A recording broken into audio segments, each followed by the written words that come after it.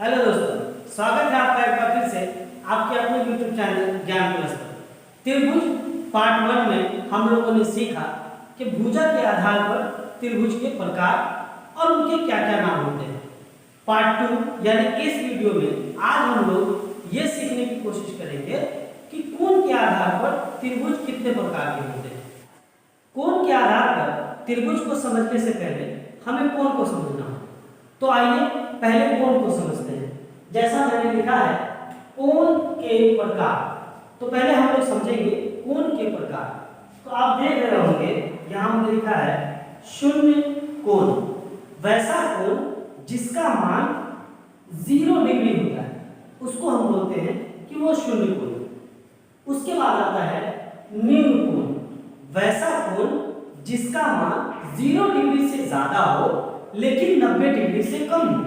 वैसा कोण जिसका मान 0 डिग्री से बड़ा और 90 डिग्री से छोटा होता है, वैसे कोणों को हम कहते हैं कि वो निम्न कोण है।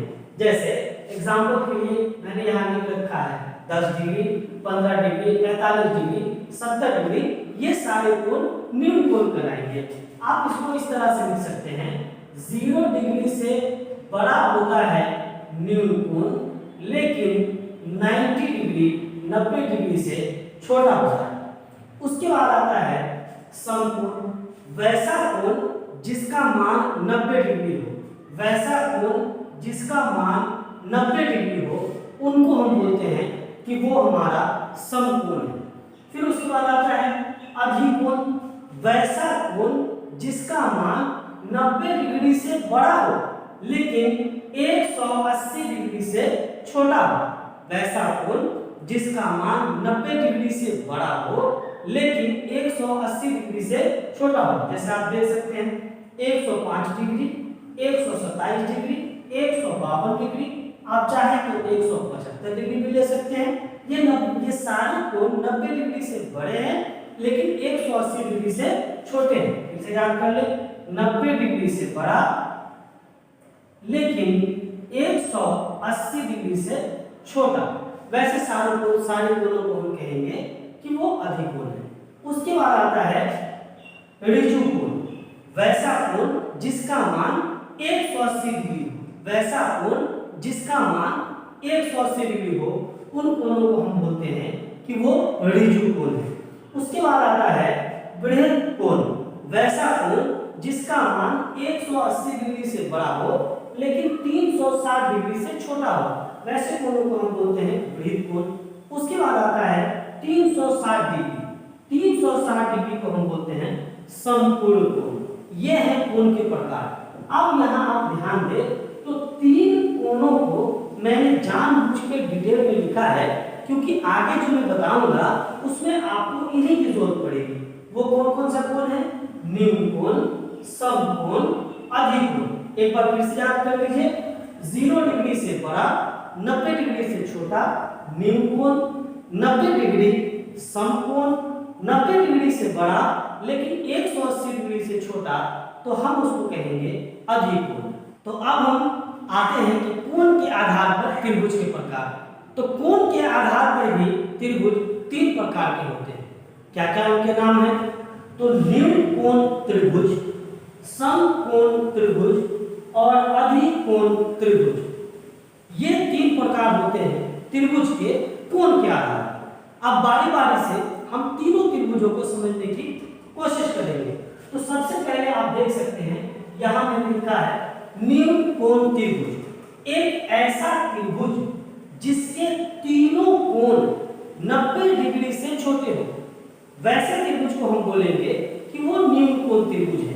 जैसे आप यहाँ देख सकते हैं, एक एग्जांपल मैंने दिया है त्रिभुज ABC का, तो आप देख सकते हैं कोण A है 70 डिग्री, कोण B है 50 डिग्री, कोण C है 60 डिग्री। यानी इस त्रिभुज के तीनों कोण 90 डिग्री से छोटे हैं, इसीलिए इस त्रिभुज को हम बोलेंगे कि ये निम्न कोण त्रिभुज है।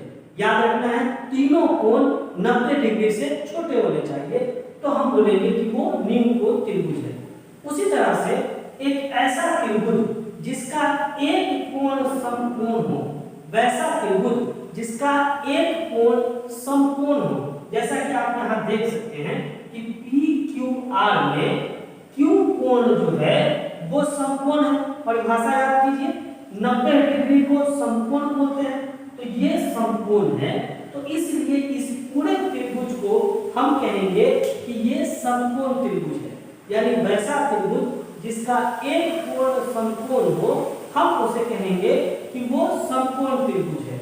उसी तरह से आप आइए तो तीसरा त्रिभुज है अधिकोण त्रिभुज, वैसा त्रिभुज जिसका एक कोण अधिकोण हो, यानी 90 डिग्री से ज्यादा हो। जैसा आप यहाँ देख सकते हैं एग्जांपल में x y z, ये एक त्रिभुज है जिसका कोण y 120 डिग्री यानी अधिकोण है। तो इसलिए इस पूरे त्रिभुज को हम बोलेंगे कि ये अधिकोण त्रिभुज है।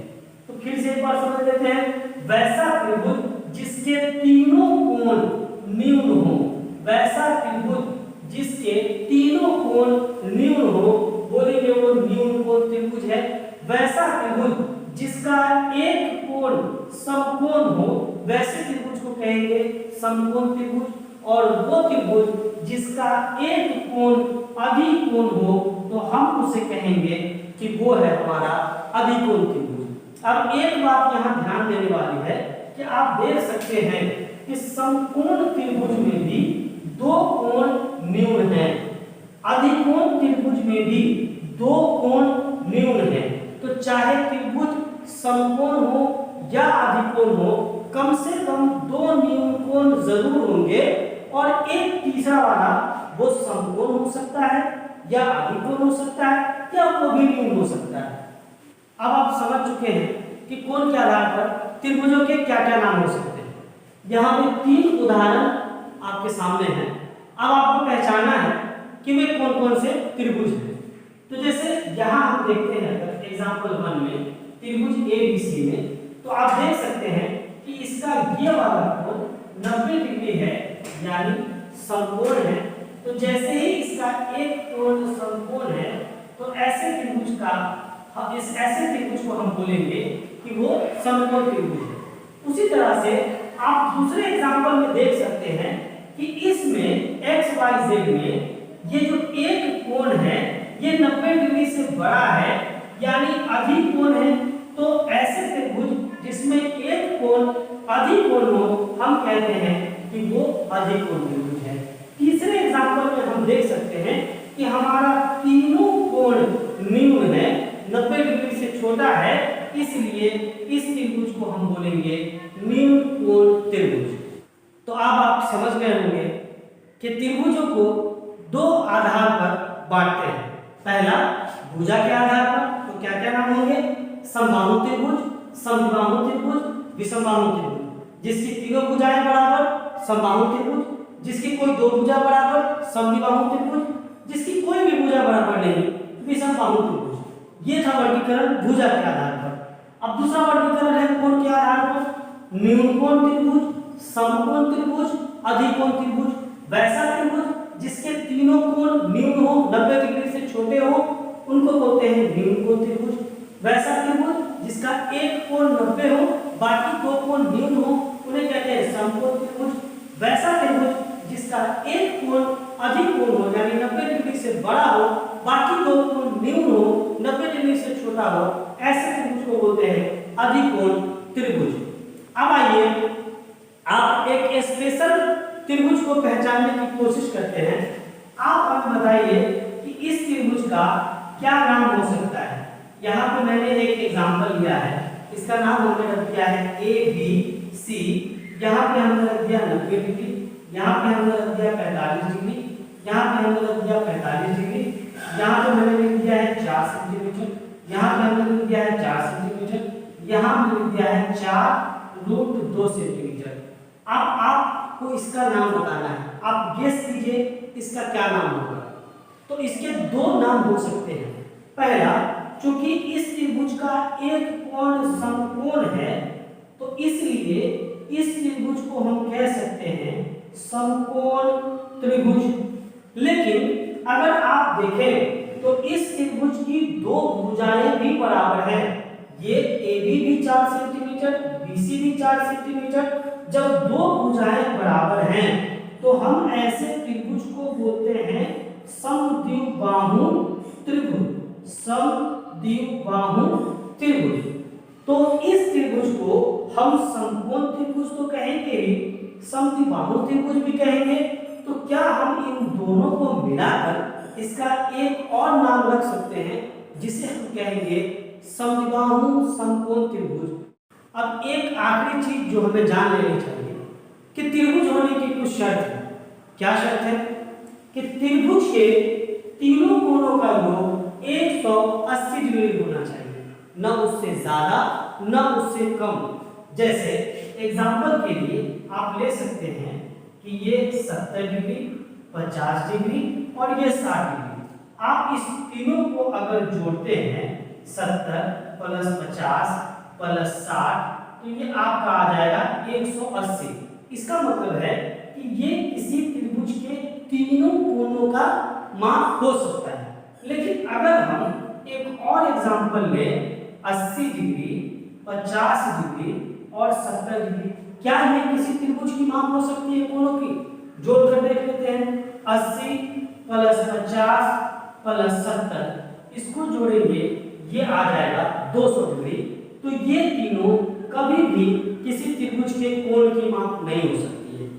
याद रखना है कि त्रिभुज तभी संभावित हो सकता है जब उसके तीनों कोणों का योग 180 डिग्री के बराबर हो।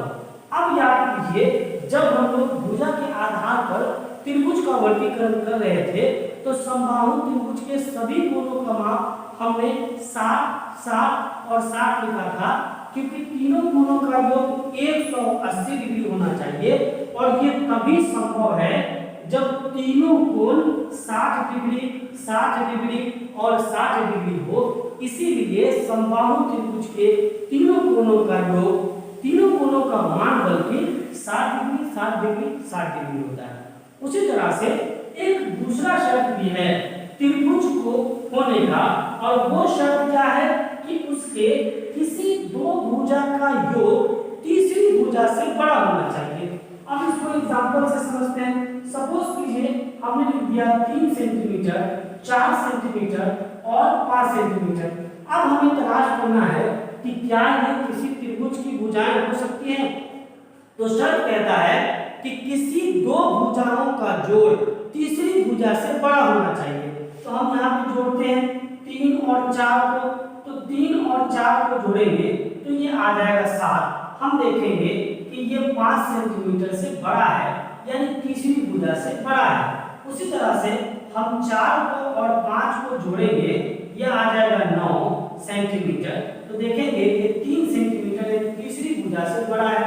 उसी तरह से हम 3 सेंटीमीटर और 5 सेंटीमीटर को जोड़ेंगे, ये आ जाएगा 8 सेंटीमीटर, जो कि तीसरी भुजा 3 सेंटीमीटर से बड़ा है। अगर ऐसा होता है तभी त्रिभुज होने की संभावना है, अन्यथा त्रिभुज होने की संभावना नहीं है। जैसे एक दूसरे एग्जांपल के जरिए हम इसको समझ सकते हैं। सपोज कीजिए एक त्रिभुज की एक भुजा है 4 सेंटीमीटर, दूसरी भुजा है 2 सेंटीमीटर और तीसरी भुजा कह रहा है कि 7 सेंटीमीटर है। अब क्या ये हो सकता है, इसको तलाशते हैं। तो हम क्या करेंगे, 4 और 2 इन दोनों भुजाओं को जोड़ेंगे तो 6 सेंटीमीटर, जो कि 7 सेंटीमीटर से छोटा है। तो ऐसी स्थिति में कभी भी ये त्रिभुज की तीनों भुजाएं नहीं हो सकती है। तो किसी भी त्रिभुज के होने के लिए दो शर्त है। पहला कि उसके तीनों कोणों का योग 180 डिग्री होना ही चाहिए, ना तो उससे ज्यादा और ना ही उससे कम। और दूसरा शर्त कि उसके किसी दो भुजा का योग तीसरी भुजा से बड़ा होना चाहिए। मुझे लगता है कि त्रिभुज के दोनों पार्ट के वीडियो देखकर त्रिभुज के बारे में आपको जितनी जानकारी होनी चाहिए थी वो मिल चुकी है। तो दोनों वीडियो देखने के लिए या इस वीडियो को अंत तक देखने के लिए आपका बहुत बहुत धन्यवाद। वीडियो कैसा लगा हमें कमेंट करके बताइएगा। वीडियो को लाइक कीजिएगा ताकि ज़्यादा से ज़्यादा लोगों तक पहुँचे। अगर आप हमारे चैनल पर नए हैं तो चैनल को सब्सक्राइब कीजिएगा, अपने साथियों को, दोस्तों को भी सब्सक्राइब करने की सलाह दीजिएगा। मिलते हैं इसी तरह के एक और टॉपिक के साथ, तब तक के लिए धन्यवाद।